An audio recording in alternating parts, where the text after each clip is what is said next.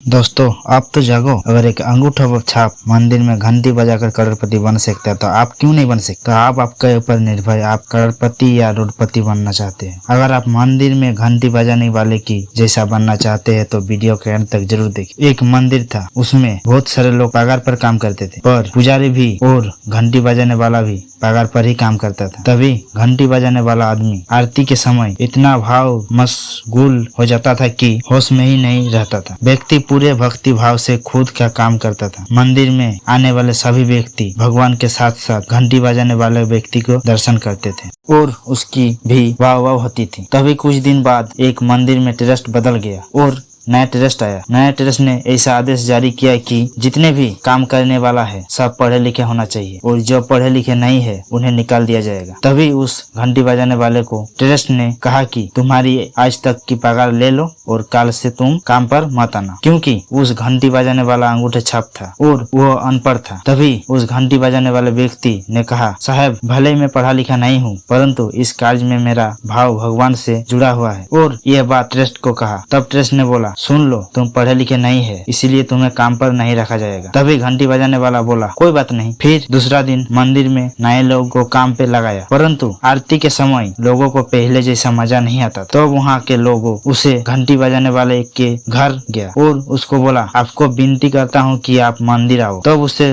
व्यक्ति ने जवाब दिया कि मैं तो आऊंगा तो ट्रस्ट को लगेगा कि मैं नौकरी लेने आया हूँ, इसीलिए मैं वहाँ नहीं आ सकता। तब वो लोग उसको बोला, अगर आप वहाँ नहीं जा सकते हैं तो आप मंदिर के बराबर में एक दुकान खोलो और वहाँ आप बैठे रहो और घंटी बजाने आ जाना आरती के समय, फिर आपको कोई नहीं बोलेगा कि आप नौकरी के लिए आया है। तभी उस व्यक्ति ने मंदिर के सामने अपना दुकान शुरू कर लिया और दुकान इतनी चली कि एक दुकान से सात दुकान खोल लिया और वो करोड़पति बन गया। अब वो आदमी महंगी गाड़ी से घंटी बजाने आता था और वो समय बीता गया और बात पुरानी सी होगी। तभी कुछ दिन बाद फिर ट्रस्ट बदल गया और नया ट्रस्ट आया और मंदिर बनाने के लिए दान की जरूरत थी। तब उस नए ट्रस्ट का मन में आया कि दुकान का मालिक से बात करके देखे। ट्रस्ट मालिक के पास गया और बोला, मालिक इस मंदिर को बनवाने में 7 लाख का खर्च है। तब मालिक ने ट्रस्ट को चेक दिया और बोला, चेक को भरो और चेक मुझे देना। तभी ट्रस्ट ने चेक को भरे और मालिक को दे दिया। तभी दुकान का मालिक चेक को देखा और